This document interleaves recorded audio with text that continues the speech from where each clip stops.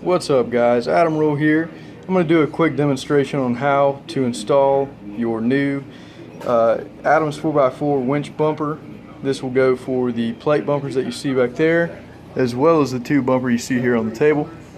Basically, you're going to start by removing the lower plastic fascia, that's the factory plastic, and get that separated from the grill. Usually there's maybe some screws, maybe some bolts, maybe it's one piece on the later models. You may have to come through with a razor blade or something and separate that. Then you're going to notice the frame openings have been opened up here. You've got this, what would have been the original, and so yours is not going to look quite like this yet. I take a cutoff wheel for my grinder and I'll notch the upper right corner, or the upper inside, the lower inside, and the lower outside. So you're going to do the opposite on the other side. You're going to do the two insides and the one on the outside down here. I notch like maybe 3/4 of an inch, maybe less, probably 3/4. And you can either hammer it, you can cut it off. I choose to keep it there and hammer it in, just for the sake of adding thickness of the metal, you know, keeping thickness to the factory stuff. So I will notch the corners, the three corners, and hammer everything in. And then you're going to take your bracket and it's going to slide in right like that. So you can see this is how it's supposed to go. The flat side is going to be toward the inside. This is where the winch plate is going to sit. And then you're going to take your sandwich plate. This is just a template one that I've had for a while, so it's kind of opened up, and it's going to go on the bottom side like this. And so from here you will place, see if I can do this with two hands here. You're going to place the bolt up from the bottom. The point here at the end is always going to be on the inside, and it's going to match your bracket here. So it's going to go in up through the bottom. Hold on just a sec. There we go.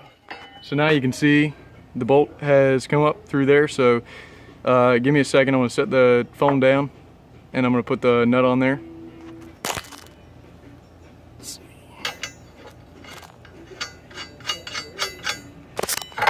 Okie dokie. So now you can see the nut on there, the sandwich plate's on the bottom, and the bracket's pretty much lined up.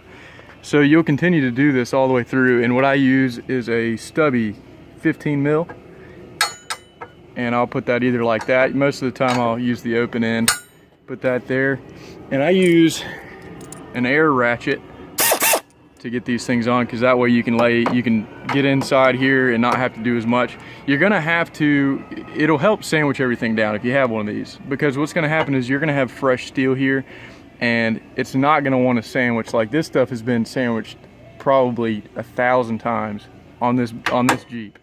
So everything is really flat and slammed down, but yours is not gonna be as good as that unless you get it really slammed down, hammered down. So what I do is get as many of the bolts on here that you can. Go ahead and suck them down with this and your wrench. Get them all down, and then if you can't get a few on there, what you'll do is you'll loosen them all back off. You know, if you couldn't get them on the first time, you'll loosen these things back off to where you just got a little bit left on your threads here, holding everything together. Put the rest of your bolts through, suck everything down.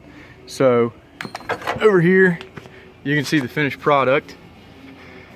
Everything's been tightened down, at least with the air wrench. What I like to do is get everything done with the air wrench and then come back through with some real wrenches and tighten everything down. They have lock nuts, but you're going to be winching with this thing, so you need to treat it as if it was just a tire. You know, lug patterns, keep them tight. You need to do them by hand, check them, you know, do opposite corners if you can, and check them every time you have your bumper off. Lastly, I've added in this tab thing here to help with lateral stability up and down, so to keep the bracket from moving and stuff. And so you're going to take a drill, find one that fits this hole here. I believe it's going to be something like 7/16 or 3/8, and you're going to drill that out. And then you're going to come back through, and there's an included bolt, and I believe it's 5/16 or 1/4 inch, and slide that through here, and you can reach it from the back right there. You can slip your hand back in there and put the nut on the back, and then take your wrench and like an air wrench or a, an air wrench will work fine, and suck that thing down, and it'll stiffen all the stuff up like crazy.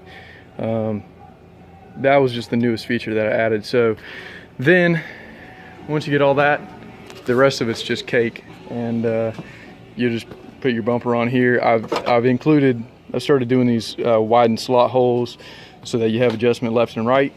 And then if you look on the bumper itself, you have front to back slot holes. So you've got like ultimate adjustability with this thing. You can move it and get everything right. Big problem that I used to have was, like no adjustability. I had to hammer on these things forever to get them right. Now I've just included it into the file when I'm doing my CNC cuts. So not everybody's Jeep's gonna line up the same. So I just said, you know what? We'll include 6 big old 1/2 inch grade 8 bolts here with big washers and everything. Tighten the crap out of them, get them all sandwiched down real tight, and you'll be fine. And you can winch and pull and do whatever you want, and everything will be fine. So thank you for your purchase. If you're watching this and you haven't purchased one, feel free to check me out on Instagram, Adams4x4.com as well. You can check out all my products there. Cool. See you later, guys.